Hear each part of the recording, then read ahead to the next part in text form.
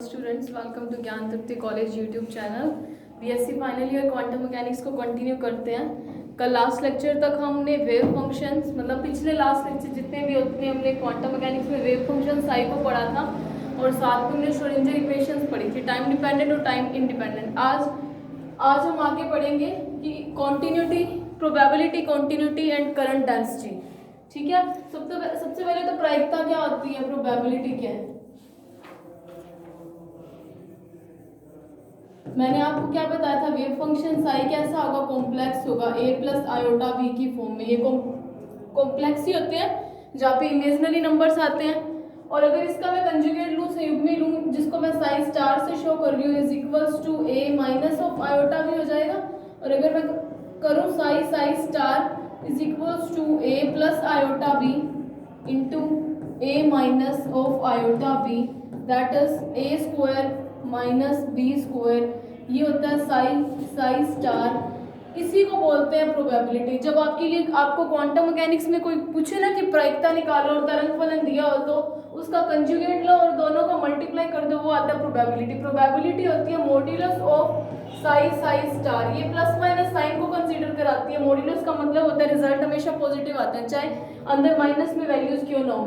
तो मतलब एक तरीके से वेव फंक्शन साई और उसके कंजुगेट का मल्टीप्लाई क्या होता है, प्रोबेबिलिटी। ठीक है, और अपने को पता है, मैंने आपको उस दिन बताया था कि नॉर्मलाइजेशन कंडीशन क्या होती है कि total space minus two plus infinity की, मतलब स्पेस अपने को पता नहीं है कितना भी बड़ा हो सकता है। मैं माइनस इन्फिनिटी से प्लस इन्फिनिटी तक ले लेती हूँ। अपने को मैक्सिमम सबसे बड़ी डिजिट अपने को पता है कि अनंत होता है, अनंत मैक्सिमम जिसको किसी ने देखा ही नहीं है, तो वो कितना भी बड़ा हो सकता है। इसीलिए प्रोबेबिलिटी क्या ली है, माइनस टू प्लस इन्फिनिटी। और देखो minus two plus infinity integration मतलब सम दिखा रहा है, modulus of psi star into DV with respect to complete volume is equals to 1 आए तो इसको बोलते हैं नॉर्मलाइजेशन कंडीशन, प्रसमानीकृत स्थिति। अब देखो नॉर्मलाइजेशन कंडीशन का मतलब क्या होता है।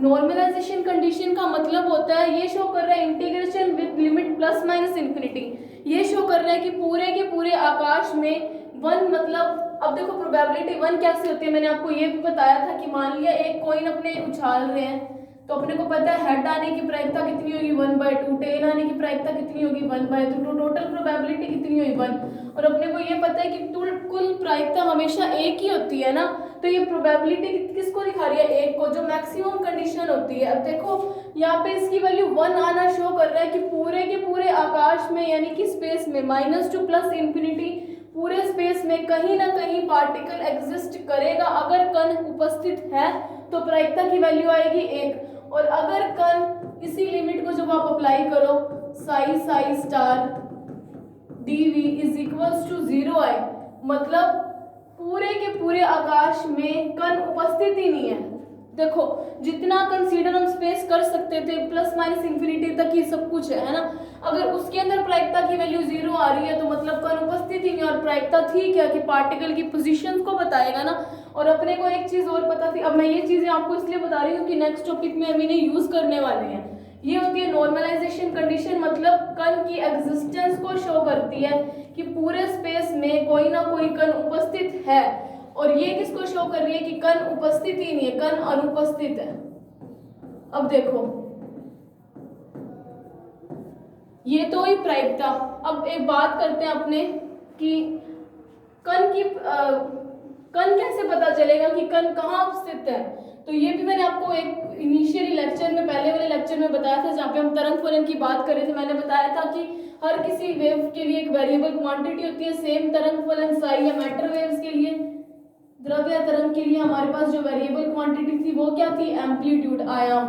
और कैसे एम्पलीट्यूड थी कि आयाम बदलता जा रहा है ना, ये अब आयाम ऐसे छोटा नहीं होगा, मतलब छोटा भी होता है लेकिन ये आयाम होता है। और ये क्या होती है, प्रायिकता होती है। प्रायिकता की वैल्यू कम या ज्यादा कुछ भी आ सकती होती है।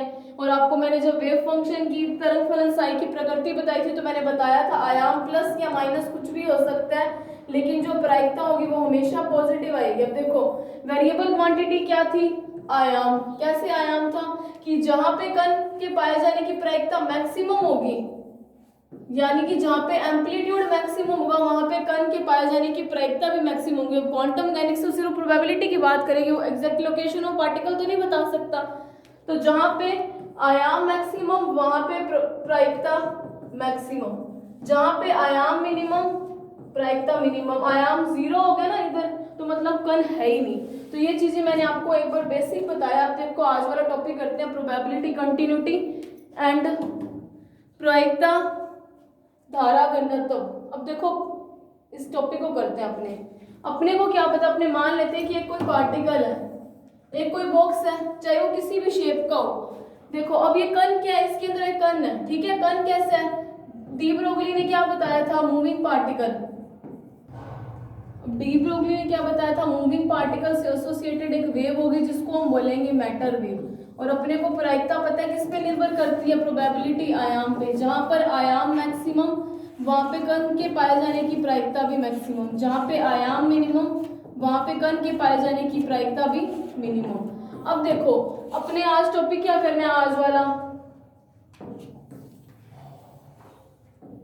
आज हम टॉपिक कर रहे हैं, ये सब चीजें एक बार बेसिक बताएं क्योंकि इस टॉपिक को करने के लिए हमें वो चीजें एक बार रिमाइंड करनी जरूरी है। प्रोबेबिलिटी, करंट डेंसिटी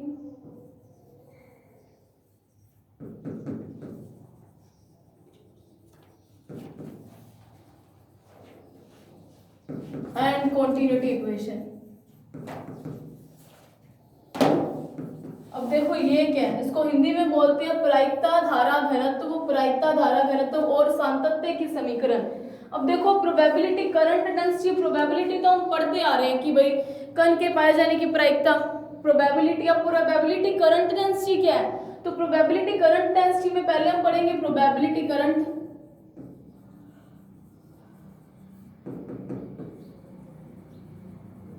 यानी कि प्रायिकता धारा। अब प्रायिकता धारा क्या होती है, फिर प्रायिकता धारा घनत्व यानी कि प्रोबेबिलिटी करंट डेंसिटी। अब देखो ये पढ़ना है हमें, probability current density and continuity equation मतलब प्रायिकता धारा घनत्व और सातत्य की समीकरण। एज इट इज आपके एग्जाम में बहुत बार क्वेश्चन आता है कि प्रायिकता धारा घनत्व क्या है, समझाते हुए सातत्य की समीकरण स्पष्ट कीजिए, ठीक है। कॉन्टिन्यूटी इक्वेशन निकालिए। तो प्रोबेबिलिटी करंट क्या होती है, प्रोबेबिलिटी तो हमने पढ़ ली, मॉड्यूलस ऑफ साई स्टार, ये तो हम प्रायिकता बोल रहे हैं। प्रायिकता धारा क्या चीज है, देखो डी ब्रोगली ने हमें क्या बताया था कि मान लिया हमारे पास कोई एक स्फेरिकल सिस्टम है, सिस्टम कैसा भी मैंने एक बार अज्यूम किया कि एक स्फेरिकल सिस्टम है, ठीक है। ये हमारे पास सिस्टम है। अब ये सिस्टम का क्या स्पेस, मतलब ये सिस्टम पड़ा है, ठीक है। इसके अंदर कोई पार्टिकल है और डी ब्रोगली ने क्या बोला था कि कण से संबंध तरंग कब होगी, जब वो पार्टिकल कैसा हो, स्टेबल हो या मूविंग हो। ऑब्वियस है मूविंग हो, है ना, गतिशील कण से संबंध एक तरंग होगी। अब देखो ये कण क्या गतिशील है, अब गतिशील कण से संबंध एक तरंग है।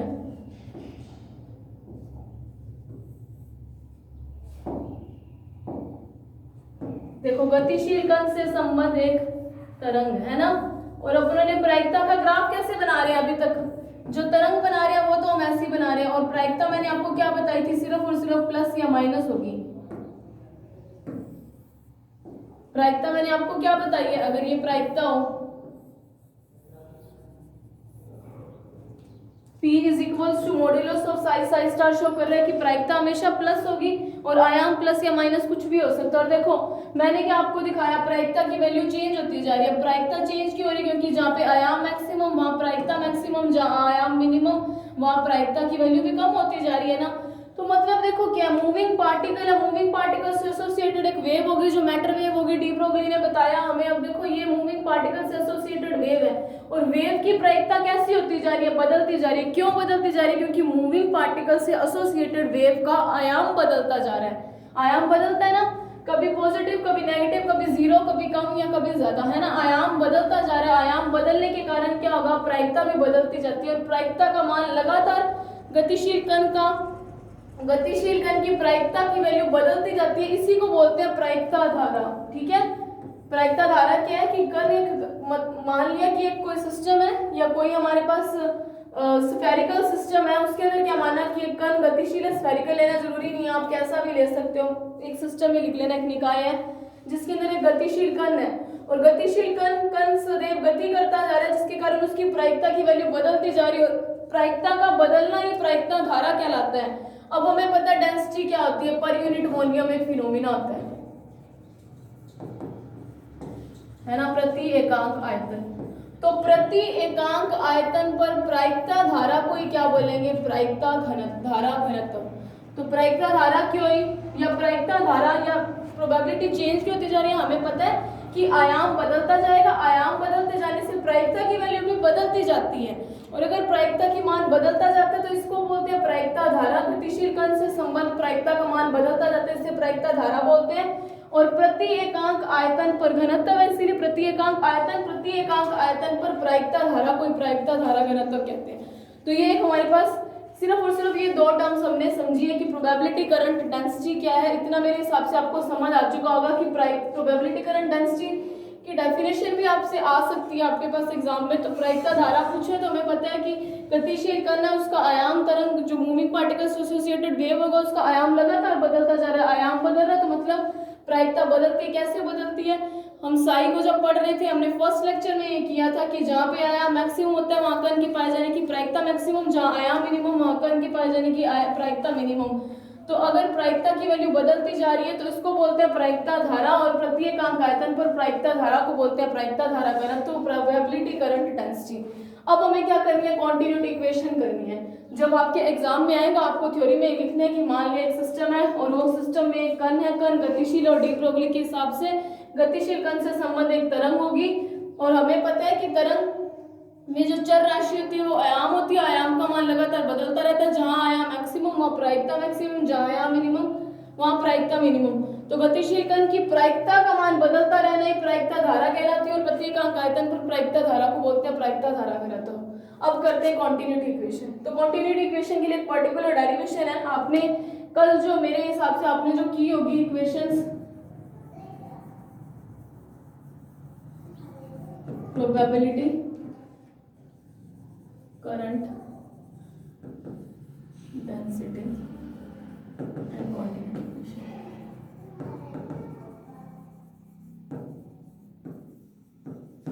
अब देखो कल आपने जो मैंने आपको बताया था कि श्रोडिंगर की जो टाइम डिपेंडेंट और टाइम इंडिपेंडेंट इक्वेशंस है वो आपको डिराइव तो करनी आनी चाहिए, साथ में आपको बिल्कुल एक्यूरेसी के साथ वो याद भी होनी चाहिए क्योंकि वो हम काफ़ी सारे टॉपिक्स क्वांटम मैकेनिक्स में हम श्रोडिंगर इक्वेशन से सॉल्व करते हैं तो वो आपको बिल्कुल एकदम याद भी होनी चाहिए ताकि आप टॉपिक को शुरू करते टाइम ही कोई दिक्कत ना आए। अब देखो यहाँ पे यूज करेंगे थ्योरी लिखने के बाद अपने करेंगे time dependent Schrodinger equation. Time dependent Schrodinger equation क्या थी,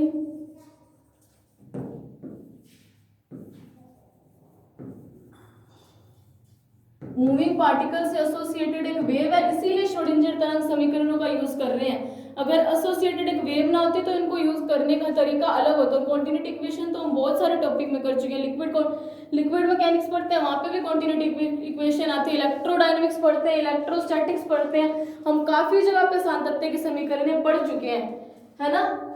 अब देखो मूविंग पार्टिकल से एसोसिएटेड एक वेव थी इसीलिए श्रोडिंगर इक्वेशन और श्रोडिंगर टाइम इंडिपेंडेंट इक्वेशन अगर मैं मान लेती हूँ मैं 1D लिख लेती हूँ, r लिखने के बजाय x लिख रही हूँ, ठीक है। Iota h cut del psi by del T is equals to minus h cut square upon 2m del square psi upon del x square plus b psi. कैसी है, not for free particle but for particle moving under any force, ठीक है। हम एक ideal condition लेके चलेंगे, उसके पास potential energy भी होगी। और अगर आपको ये इक्वेशन ड्राइव करनी नहीं आती तो इसको इस लेक्चर को आप देखना। अब देखो अपने को पता है इसको दे लो इक्वेशन नंबर 1, अब प्रोबेबिलिटी है तो मतलब उससे साई स्टार निकालना पड़ेगा, है ना हमें। तो साई स्टार निकालने के लिए उनको सॉल्व करने का एक तरीका है, नाउ मल्टीप्लाइंग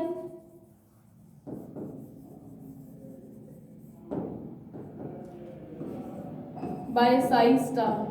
अगर मैं साई स्टार से पूरी इक्वेशन में मल्टीप्लाई करूं तो साई स्टार कैंसिल हो जाएगा, कोई फर्क नहीं पड़ेगा ना। Iota h cut psi star से मैंने मल्टीप्लाई किया del psi upon del T is equals to minus h cut square upon 2m psi star से मल्टीप्लाई कर रही हूँ सारी equation, delta square psi upon del x square plus v psi star. इसको दे लो इक्वेशन नंबर 2। देखो Sai star से multiply करने का रीजन क्या है, इनको सॉल्व करने का एक तरीका ये है कि प्रोबेबिलिटी हमें मिलनी चाहिए कि मॉड्यूलस ऑफ साई स्टार होता है या साई स्टार आएगी, तो उसको बनाने के लिए हम ऐसे कर रहे हैं, ठीक है। अब इसको देंगे equation number 2। Now taking conjugate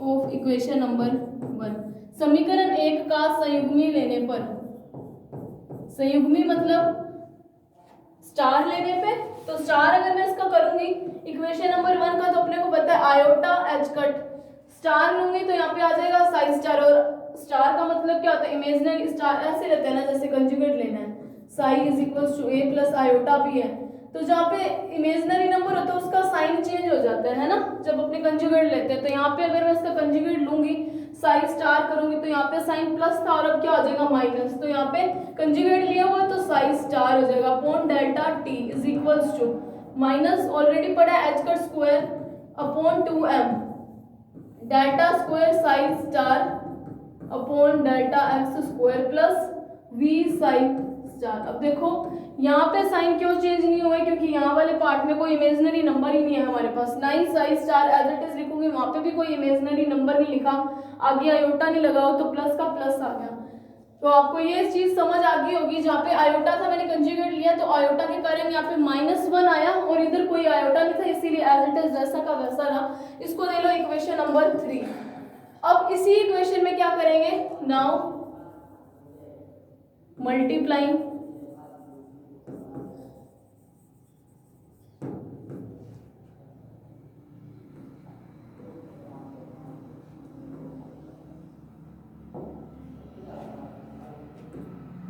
equation 3 with sign. क्या किया है, समीकरण 1 हमें टाइम डिपेंडेंट श्रोडिंगर इक्वेशन पता थी, ये है, और उस इक्वेशन में हमने क्या किया, साई स्टार का मल्टीप्लाई किया, ठीक है, इक्वेशन नंबर 1 में। अब मैंने इक्वेशन नंबर 1 में साई स्टार का मल्टीप्लाई किया तो हमें इक्वेशन आई ऐसी। अब उसमें क्या किया, इसी समीकरण 1 का मैंने क्या ले लिया, संयुग्मी ले लिया, साई की जगह साई स्टार कर दिया, तो जहाँ पे आयोटा था वहां पे साइन चेंज हो गए और जहाँ पे आयोटा नहीं था वो अनचेंज रह गया। अब इसी जो नई इक्वेशन आई है उसमें मैं साई का मल्टीप्लाई कर रही हूँ, तो आयोटा एच कट माइनस में माइनस साइन पड़ा था into psi delta psi star upon delta t is equals to minus h cut square upon 2m psi del square psi star upon del x square plus v psi star. इसी equation को अगर आप 3D भी लेते ना तो कोई change नहीं आता, अगर आप 3D लेते ना तो यहाँ पे क्या आ जाता, आर स्क्वायर है ना, और यहाँ पे भी आर आ जाता, इधर भी आर आ जाता, इधर भी आर आ जाता, और कोई फर्क नहीं पड़ना था। इसको दे लो इक्वेशन नंबर 4। अब देखो इनको आगे सॉल्व करते हैं। अब देखो इक्वेशन नंबर 4 और 2, नाउ जो 4 है उसमें से 2 को घटा देते हैं, नहीं 2 में से 4 को घटाते हैं, तो ताकि ये माइनस प्लस सिंपल हो जाए ये वाले, ठीक है। इक्वेशन नंबर 2 -4 करेंगे, ये 4 आई थी हमारे पास, 2 आई थी और ये आई है इक्वेशन नंबर 4। तो इसको देखो ऐसे होएगा, आयोटा एच कट एलएचएस से, देखो ये है ना equation number 2, psi star del psi और डेल टी है, iota h cut psi star del psi upon delta t minus, और उसमें क्या था एलएचएस में एक माइनस साइन पड़ा है, ये रहा minus iota h cut psi del psi star upon del t minus iota h cut psi del psi star upon del t. Change क्या हुआ है, यहाँ पे जहाँ पे स्टार था वहां पे बिना स्टार वाला साई है, जहाँ पे बिना स्टार वाला साई था वहां पे स्टार वाला साई आ गया, is equals to minus h cut square upon 2m psi star del square psi upon del x square plus v psi star minus, मैं आपको ये इक्वेशन अभी दिखा दूंगी, H cut square upon 2m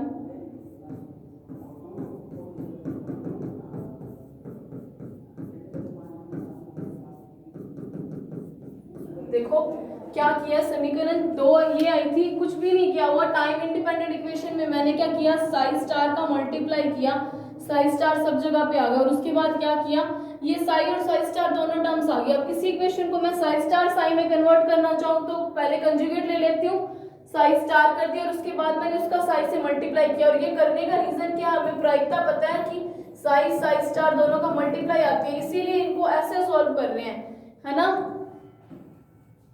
अब देखो ये वाली इक्वेशन, ये वाली टर्म मैंने यहाँ पे एज इट इज लिखी हुई है, देखो ये वाली टर्म जो इक्वेशन नंबर 2 की, और ये वाली टर्म इक्वेशन नंबर 4 से लिखी हुई है। अब देखो, अब इसको सॉल्व करते हैं। अब इनको सॉल्व करेंगे तो यहाँ से आएगा iota h cut psi star del psi upon del t plus plus हो जाएगा iota h cut psi del psi star upon del T is equals to minus h cut square, ये वाली टर्म और ये वाली टर्म ये plus की है, ये माइनस का मल्टीप्लाई होगा तो दोनों प्लस माइनस हो जाएंगे, कैंसिल आउट हो जाएंगे। H cut square upon 2m psi star del square psi upon del x square minus, और एक माइनस ये पड़ा था मतलब ये plus, h cut square upon 2m psi del square psi star upon del x square, ये दोनों terms cancel तो प्लस में कुछ भी नहीं आएगा। अब देखो यहां से आयोटा एच कट कॉमन आ रहा है, यहां से देखो आयोटा एच कट कॉमन आ गया तो क्या बचा, psi star del psi upon del t plus psi del psi star upon del t. क्या किया हुआ है एक बार वापस से देख लेते हैं, हमने क्या किया है, टाइम इंडिपेंडेंट श्रोडिंगर समीकरण हमें पता थी कि ये होती है। अब उस टाइम इंडिपेंडेंट श्रोडिंगर समीकरण को मैंने साई स्टार से मल्टीप्लाई किया दोनों जगह पे, फिर इसी इक्वेशन का मैंने क्या ले लिया, संयुग्मी ले लिया, समीकरण 1 का संयुग्मी लेने पर, और उसको मैंने क्या कर दिया, साई से मल्टीप्लाई कर दिया, क्योंकि हमें साई साई स्टार चाहिए, और साई साई स्टार बनाने के लिए ऐसा किया, समीकरण 2 से 4 को माइनस किया। अब आप देखोगे कि अगर इन दोनों को माइनस करूंगी तो मेरे पास साई साई स्टार बनेगा, कैसे बनेगा मैं आपको अभी बता रही हूँ। देखो minus h cut square upon 2m, मैंने यहाँ पे क्या किया, minus h cut square upon 2m common ले लिया, तो इसकी वैल्यू क्या आ जाएगी, psi star del square psi upon del x square minus h cut square upon 2m लिया तो यहाँ पे एक माइनस साइन आ जाएगा, psi del square psi star upon del x square, ये कोई स्टार नहीं है, वो प्लस वाला साइन मैंने जो यहाँ से रब किया था। अब देखो अपने को पता है कि a d b upon d x plus b d a upon d x, ये क्या होता है, एक तरीके से d a b upon d x बनता है, यही बनता है, u इंटू वी कर लो तो u इंटू वी का फॉर्मूला बन रहा है ना इधर, तो इसको वही फॉर्मूला बनाया मैंने। अब देखो यहाँ से ये चीज बनी थी iota h cut del by del t psi star into psi, चाहे यहाँ पे साई लिख लो चाहे साई स्टार लिख लो एक ही बात आएगी, लगेगा तो u इंटू वी आएगा, तो फाइनल रिजल्ट यही। अब देखो मैंने आपको क्या बताया था कि हमें प्रायिकता पता थी कि क्या होती है वो साई साई स्टार, मैं आपको यहाँ पे बता रही थी, और मुझे वही चीज चाहिए थी, साई साई स्टार बनाने के लिए इसको इस तरीके से सॉल्व किया कि पहले इसको साई स्टार से मल्टीप्लाई किया, फिर इस इक्वेशन का संयुग्मी ले लिया, संयुग्मी लेके उसको साई से मल्टीप्लाई कर दिया, 2 में से 4 को माइनस कर दिया ताकि ये वाली टर्म प्लस में हो जाए और a प्लस बी का फॉर्मूला बन जाए, u इंटू वी का, सॉरी a प्लस बी का नहीं, तो यहाँ पे वो चीज बन गई is equals to minus h cut square upon 2m। अगर मैं इसको 3 डायमेंशनल में लिखूं फॉर 3D, ये यहां से मैं इसको क्या कर रही हूँ फॉर 3D में करूं तो मेरे को पता है कुछ चेंजेस नहीं आ रहे थे, जैसे उन्होंने कल टाइम इंडिपेंडेंट श्रोडिंगर समीकरण ली थी तो मैंने आपको पहले 1D में सॉल्व करवाई थी, और उसको 3D में करने के लिए यहाँ पे मैंने क्या कर दिया था, सिर्फ और सिर्फ r वेक्टर कर दिया था, जहाँ पे x था उसको r से कन्वर्ट कर दिया था। अगर मेरे को 3D में चाहिए हो तो यहाँ पे क्या आ जाएगा, r आ जाएगा, और यहाँ पे भी क्या आ जाएगा, r आ जाएगा, तो आप यहाँ पे लिख लेना फॉर 3D, ठीक है। अगर इसको मैं सॉल्व करूँ, iota h cut square psi star del square psi upon del r square minus psi del square psi star upon del r square, ये स्टार और साई सीधा जो हो वो बिल्कुल ध्यान से लिखना, कहीं ऐसे ना हो स्टार और साई दोनों उल्टे सीधे हो जाए, तो इनको लिखते टाइम थोड़ा ध्यान देना, है तो वैसे बिल्कुल सिंपल ये चीज। अब देखो अपने को पता है कि डेल्टा की वैल्यू क्या थी, I cap del by del X plus J cap del by del Y plus K cap del by del Z. आप वेक्टर स्पेस में ये चीज पढ़ चुके हो ना। और डेल स्क्वायर की वैल्यू क्या होती है, del square upon del x square plus del square upon del y square plus del square upon del z square. और यहाँ पे डेल आर स्क्वायर भी इसी चीज को शो कर रहा है, आर क्या है उसी की टर्म्स में है एक्स वाई जेड में, del square by del x square के इक्वल है। तो मैं इसको क्या लिख देती हूँ, डेल लिख देती हूँ, ठीक है। Iota h cut delta. अब प्रायिकता को हम किस चीज से शो कर रहे हैं, पी से। तो यहाँ पे आप लिखना ये वाली जो टर्म्स है ये आप लिखना वी नो दैट में, हम जानते हैं, वी नो दैट कि del is equal to this and probability प्रायिकता P is equals to psi psi star के इक्वल होती है ना। तो ये आ गई प्रायिकता। अब देखो हमारे पास क्या चीज बची, यहाँ पे बचा आयोटा एच कट और ब्रैकेट में क्या था, del by del t psi star psi u into we की फॉर्म में डेल्टा पी लिख दो into delta t is equals to minus h cut square upon 2m। यहाँ पे क्या था, psi star delta square psi del r by del x को मैंने आपने क्या कहा था, मैं इसको यहाँ पे क्या लिख रही हूँ, डेल स्क्वायर से लिख रही हूँ, psi star del square psi minus psi del square psi star. अब देखो यहाँ से h cut to h cut cancel, del p over del T is equals to ये होगा आयोटा अपॉन में आ जाएगा into 2m minus h cut. अब मैं इसका आयोटा का अगर ऊपर नीचे मल्टीप्लाई करूंगी, अगर मैंने यहाँ पे आयोटा से मल्टीप्लाई किया तो देखो इसको सॉल्व करने के लिए तो यहाँ पे आ जाएगा आयोटा स्क्वायर जिसकी वैल्यू कितनी होती है -1, तो ऊपर वाले माइनस से माइनस कट जाएगा। तो इसको मैं ऐसे लिख सकती हूँ प्लस का एच कट अपॉन 2m लिख सकते हैं इंटू आयोटा। तो मैं यहाँ पे इसको क्या कर रही हूँ, एज इट इज लिख रही हूँ। क्या किया, ये आयोटा इधर आया इधर वाली टर्म में, तो यहाँ पे क्या था माइनस ऊपर पड़ा और मुझे पता है आयोटा स्क्वायर की वैल्यू -1 होती है, तो उसको माइनस को कैंसिल करने के लिए मैंने आयोटा अपॉन आयोटा का मल्टीप्लाई किया, तो 1 का ही मल्टीप्लाई किया, कोई चेंजेस नहीं आएंगे। तो आयोटा स्क्वायर बना जिसकी वैल्यू -1, उस माइनस साइन से ये वाला माइनस साइन कटा, तो यहाँ पे क्या बचा, सिर्फ आयोटा एच कट। तो इसको मैं यहाँ पे सीधा iota h cut upon 2m लिख दूं, iota h cut upon 2m psi star del square psi minus psi del square psi star is equals to iota h cut upon 2m del dot, अब ये कैसे लिखा आपको बता रही हूँ, psi minus psi del psi star. ऐसे del बाहर कैसे कैसे मैंने लिखा तो वो आपको मैं अभी बता रही हूँ। देखो इसी चीज को अगर मैं सॉल्व करूँ, यहाँ पे डेल यानी कि डेल बाय डेल एक्स ले लो, चलो आप आर ले लो, अगर अपने 3D ले रहे हैं तो आर ले लेते हैं, del by del are psi star del by del r एक और पड़ा है माइनस साई को मैंने क्या लिख दिया, डेल बाय डेल आर लिख दिया एक बार, psi del by del are psi star पड़ा। अब देखो डेल बार ले रखे हैं तो अगर इसका मैं आगे डिफरेंशिएट कराऊं डेल बाय डेल आर, ये u इंटू वी की तरह काम करेगा। तो देखो दोनों पे फॉर्मूला लगेगा, u इंटू वी का फॉर्मूला कितना, u del by del v plus v del by del u, तो del psi star del r और ये वाली एज इट इज आ जाएगी प्लस u इंटू वी का फॉर्मूला लगेगा, साई स्टार बाहर रह जाएगा, psi star del by del r था तो इसका डबल डेरिवेटिव होगा, तो del square psi upon del r square हो गया माइनस का साइन, और यहाँ पे भी u इंटू वी का लगेगा, del psi upon del r del psi star upon del r minus, देखो वैसे तो ये प्लस का होगा, अगर मैं माइनस को मल्टीप्लाई भी यहीं करके दिखा रही हूँ तो plus into minus is minus, है ना। तो यहाँ पे क्या बचेगा, psi del square psi star upon del r square. अगर इसको खोल के देखो तो देखो ये वाली टर्म प्लस में आ रही है और ये वाली टर्म माइनस में आ रही है, नहीं ये वाली दोनों प्लस और माइनस में आ रही है, दोनों कैंसिल आउट होगी और हमारे पास बचा क्या, जो हम लिख रहे हैं psi star del square psi upon del r square minus psi del square psi upon del r square. देखो इसी टर्म को मैंने ऐसा लिखा था और उसको मैंने सोल्व करके दिखाया तो वो चीज सेम बन रही है, इसीलिए डेल यहाँ पे कॉमन आ सकता है। ये चीज बनी ना, देखो अगर मैंने डेल बाहर लिया और इस टर्म को मैंने सोल्व किया तो ये इक्वेशन आ गई, मतलब ये ऐसा लिख सकते हैं। तो ये रफ काम आपको बताने के लिए, ठीक है। अब देखो डेल पी अब डेल टी।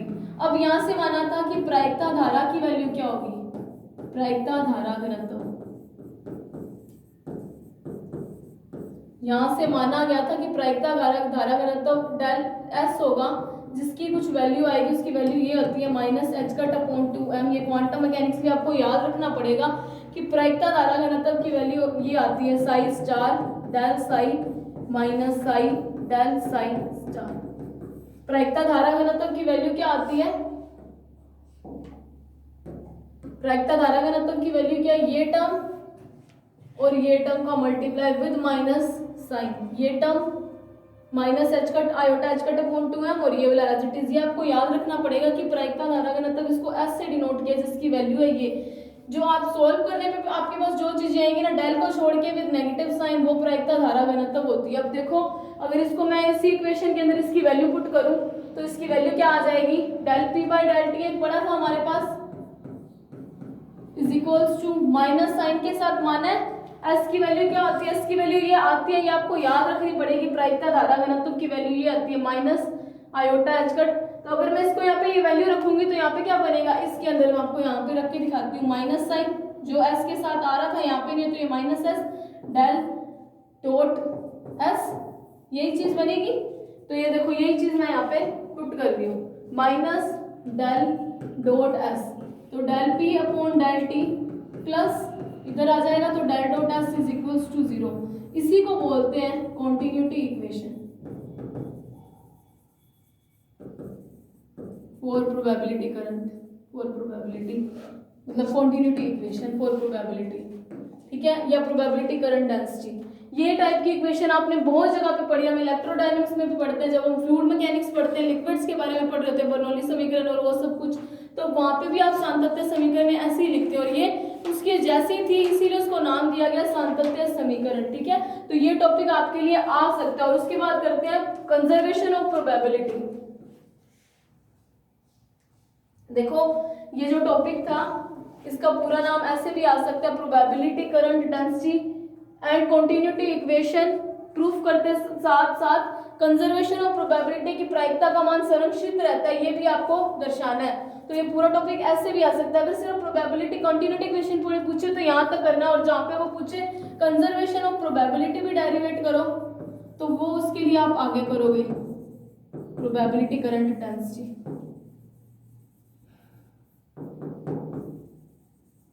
अगर फुल बड़ा क्वेश्चन आएगा तो आपको यहाँ तक ही पूछेंगे कि प्रायिकता धारा घनत्व को समझाते हुए सातत्य समीकरण की व्युत्पत्ति कीजिए, साथ ही ये सिद्ध करो कि प्रायिकता धारा घनत्व का मान संरक्षित रहता है। अब इसको कैसे करना है, देखो प्रायिकता धारा घनत्व कंजर्व दिखानी है, मतलब प्रोबेबिलिटी रिमेन्स कांस्टेंट। अगर प्रोबेबिलिटी कांस्टेंट हो जाएगी तो वो कंजर्व रहेगी, और अपने को पता है कि प्रोबेबिलिटी की वैल्यू मैक्सिमम कितनी होती है 1।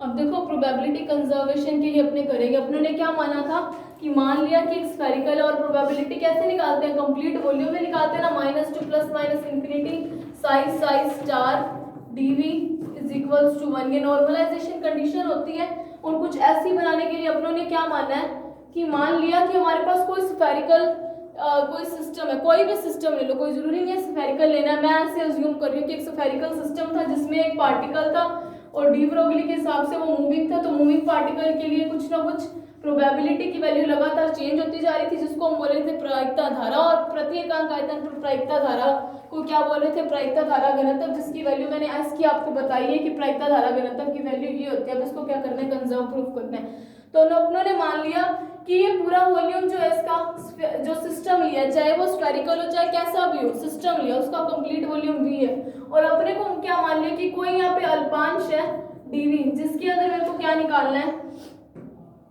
ये कोई अल्पांश है जिसका वॉल्यूम क्या है डीवी। इस डीवी वॉल्यूम के अंदर मेरे को दिखाना है कि हाँ कण के पाए जाने की प्रायिकता जो है वो संरक्षित रहेगी। कण अगर है तो मतलब प्रोबेबिलिटी की कोई ना कोई वैल्यू आएगी। तो देखो ऐसा करने के लिए अपने क्या करते हैं, अपने को पता है कि नॉर्मलाइजेशन कंडीशन के अकॉर्डिंग हम इंटीग्रेट करते हैं, और हमें टोटल प्रोबेबिलिटी निकालनी है। जहाँ पे हम टोटल की बात करते हैं वहाँ पे हम डिफरेंशिएशन तो कभी नहीं करते, समाकलन ही सम को शो करता है ना, समाकलन। तो मेरे को क्या करना है, इस कंप्लीट वॉल्यूम की निकालने के लिए अगर मैं इस डीवी के रिस्पेक्ट समाकलन कर दूं, इस छोटे से पार्ट के रिस्पेक्ट समाकलन कर लूं, तो हमारे पास कंप्लीट सिस्टम की आ जाएगी ना प्रोबेबिलिटी। तो मैं मतलब अगर मैं इसको करूं, ये इसको कोई इक्वेशन दे लेना जैसी भी वहां पे चल रही हो, मैंने इसको ए दे दी, ठीक है, और ये दे दी बी। अब मैं क्या करूं, समीकरण ए का डीवी के सापेक्ष या वॉल्यूम के सापेक्ष समाकलन करने पर, आयतन के सापेक्ष, देखो आयतन के सापेक्ष ही क्यों किया, क्योंकि डेंसिटी हमेशा वॉल्यूम का फिनोमिना होता है, पर यूनिट वॉल्यूम पर ही डेंसिटी, जहाँ पे घनत्व आता है वहां पे प्रक्रियकांक आयतन आता है। आयतन आने के कारण ही मैं डेंसिटी की रिस्पेक्ट कर रही हूँ। और अपने को पता है कि अगर समाकलन का मतलब होता है जोड़ना, अगर मैं इस छोटे से पार्ट का निकाल लूं तो मैं उसका इंटीग्रेशन कर दूं तो वो सारे के सारे वॉल्यूम का आ जाएगा ना। समाकलन का मतलब जोड़ना होता है अवकलन करने पर। अब देखो मैं इसी का अवकलन करती हूँ, del by del t p dot dv is equals to minus sign, इसी इक्वेशन अगर ए का करूं तो डेल डॉट एस डीवी, इसी का भी v के रिस्पेक्ट सापेक्ष करेंगे। और एक वॉल्यूम इंटीग्रल है, क्योंकि हम पूरे आयतन के सापेक्ष करें तो यहाँ पे मैंने v लगा दिया, वॉल्यूम इंटीग्रल, ठीक है। तो ये वैल्यू क्या आई है, अब देखो आपने क्या पढ़ा, गॉसेस डाइवर्जेंस थ्योरम पढ़ी है वेक्टर स्पेस के अंदर, जो आपने फर्स्ट ईयर में बुक पढ़ी थी, जहाँ पे अगर ऐसा आए डेल डॉट एस डीवी हो तो उसको हम किसके अंदर चेंज कर सकते हैं, एस डॉट डी ए।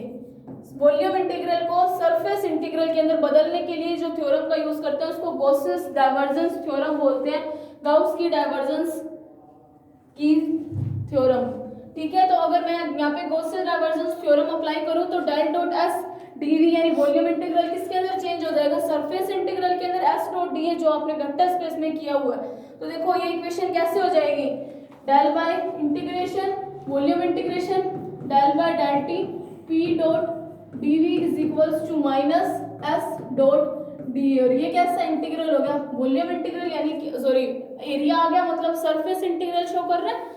अब देखो डेल बाय डेल टी तो कांस्टेंट रहेगा, जो भी आए उसका मैं अगर विद रिस्पेक्ट टू वी अगर मैं उसका समाकलन कर दूं तो कोई कांस्टेंट है, टी तो यहाँ पे वी के रिस्पेक्ट समाकलन चल रहा है तो टाइम कांस्टेंट रहेगा। इसको मैं ऐसे लिख सकती हूँ, P dot dv is equals to minus surface integral s dot dA। ये किससे लिखी है मैंने, गॉसेस डाइवर्जेंस थ्योरम से लिखी है, जहाँ पे वॉल्यूम इंटीग्रल को सरफेस इंटीग्रल के अंदर बदला जाता है। Del dot a dv volume integral हो तो a डॉट a ना, मतलब यहाँ पे a ये दोनों कंफ्यूजन हो जाएगी, ये एरिया अगर स्मॉल है तो ये सरफेस इंटीग्रल में बदल जाता है। वॉल्यूम इंटीग्रल को सरफेस इंटीग्रल में बदलने के लिए मैंने ऐसा किया। और वॉल्यूम के सापेक्ष समाकलन क्यों किया, क्योंकि धारा घनत्व प्रायिकता धारा घनत्व कैसी है, प्रति एकांक आयतन की बात करती है। और अपने को इतना भी पता है कि अगर मैं पूरा जितना भी हमारा सिस्टम है उसमें से किसी DVL5 का निकालूं और उसका इंटीग्रेशन कर लूं तो पूरे सिस्टम में करके पाया जाने की प्रायिकता को हमें क्या दिखाना है कि वो कंजर्व रहती है, मतलब प्रोबेबिलिटी का मान हमेशा कम या ज्यादा नहीं होगा, एक निश्चित ही रहेगा। जैसे हम एनर्जी कंजर्वेशन लेते हैं तो उसमें अपने क्या बोलते हैं, ऊर्जा का मान संरक्षित रहता है, लेकिन ऊर्जा को एक रूप से दूसरे रूप में बदला जा सकता है। संरक्षित रहना मतलब उसकी कोई ना कोई वैल्यू फिक्स है। सेम हमें प्रायिकता की कोई ना कोई वैल्यू फिक्स प्रूफ करनी है कि यहाँ प्रायिकता भी किसी पूरे वॉल्यूम के अंदर फिक्स आएगी। और पूरे वॉल्यूम के अंदर और प्रायिकता धारा घनत्व कंप्लीट वॉल्यूम देखने के लिए डीवी का मतलब वॉल्यूम इंटीग्रल किया और वॉल्यूम इंटीग्रल को मैंने स्पेस इंटीग्रल में चेंज किया। अब जब हम बाउंड्री कंडीशन की बात करते हैं, सीमा प्रतिबंध, अगर इसको सॉल्व करना है मैं डायरेक्ट तो सॉल्व कर नहीं सकती, जब ऐसे इंटीग्रेशन होते हैं उनको सॉल्व करने के लिए हम बाउंड्री कंडीशंस लगाते हैं ना, तो जहाँ पे हम वैल्यू अनंत की बात करते हैं, अगर हम पूरे स्पेस की बात करते हैं तो उस टाइम वेव फंक्शन साई कैसा होने लग जाता है, वैनिश होने लग जाता है।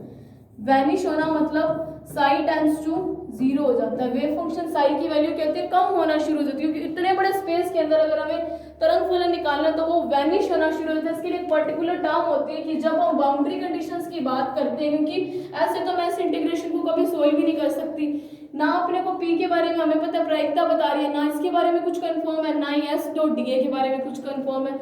तो बाउंड्री कंडीशंस लगाते हैं जब हमें किसी इंटीग्रल को सॉल्व करना हो, तो बाउंड्री कंडीशन अपने को पता है स्पेस कैसा है, प्लस माइनस इन्फिनिटी है, तो बाउंड्री कंडीशन जब अनंत की बात अनंत पे पहुंच जाते हैं ना, अनंत पे इन्फिनिटी, तो उस केस में वेव फंक्शन साई वैनिश होना शुरू हो जाता है, यानी साई टेंड्स टू जीरो। और जब साई टेंड्स टू जीरो हो जाएगा, तरंग फलन ही जीरो हो जाएगा, तो मतलब इसकी वैल्यू क्या हो जाएगी, अपने आप ही जीरो के इक्वल आएगी, डेल बाय डेल टी। अगर तरंग फलन ही नहीं है, p dot dv is equals to zero हो जाएगा। अगर तरंग फलन किससे, तरंग फलन कैसे आएगा, अगर गतिशील कण हो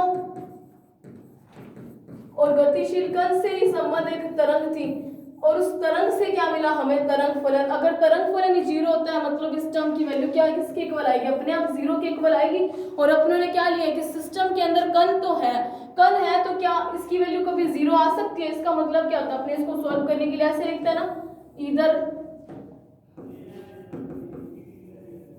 del by del T is equals to zero और इंटीग्रेशन ऑफ और p d v is equals to zero. और मैंने क्या माना था कि पूरे के पूरे स्पेस के अंदर जो सिस्टम लिया था उसके अंदर कण तो है, तभी हम गतिशील कण से संबंधित तरंग ले रहे हैं, तो ये चीज तो होना इम्पॉसिबल है ना, ये चीज तो पॉसिबल ही नहीं, तो मतलब ये चीज पॉसिबल आ जाएगी, del by del T is equals to zero. अगर del by del T zero हो, इसको कोई इक्वेशन दे लेना, सी दे लेना, या जैसे भी आपकी कंटिन्यू चल रही हो, तो समीकरण सी से या तो ये जीरो होगा या ये जीरो होगा, लेकिन ये जीरो होना पॉसिबल नहीं है, क्योंकि कण था, कण है तो प्रायिकता होगी, जो मैंने आपको प्रायिकता की डेफिनेशन में बताई थी बिल्कुल फर्स्ट जब इसको स्टार्ट कर रहे थे अपने। यहाँ पे मैंने आपको क्या बताया था कि इज इक्वल टू वन, मतलब एग्जिस्टेंस को शो कर रहे हैं कि पार्टिकल एग्जिस्ट करता है, और ये क्या एक तरीके से पीडीवी है ना, PDV is equals to zero, मतलब कण अनुपस्थित दिखा रहा है, और कण अनुपस्थित तो हमने लिया ही नहीं, हमने तो ये कहा कि कण तो उपस्थित है, तो इस चीज की वैल्यू क्या होगी, जीरो नहीं हो सकती। मतलब तो समीकरण एक से अगर ये जीरो है तो then integration of p dv is equals to किसी कांस्टेंट के इक्वल आएगी, और ये टर्म ही हमें ये दिखा रही है कि जो प्रायिकता धारा प्रायिकता है वो क्या है, कंजर्व रहेगी। ये चीज हम एक बार और देखते हैं कि मेरे को पूरे स्पेस को देखने के लिए मैंने वॉल्यूम इंटीग्रल लिया, इसको मैंने गॉसेस डाइवर्जेंस थ्योरम से वॉल्यूम को सरफेस में कन्वर्ट किया, इसको सोल्व नहीं कर सकते तो सोल्व करने के लिए बाउंड्री कंडीशन लगाई।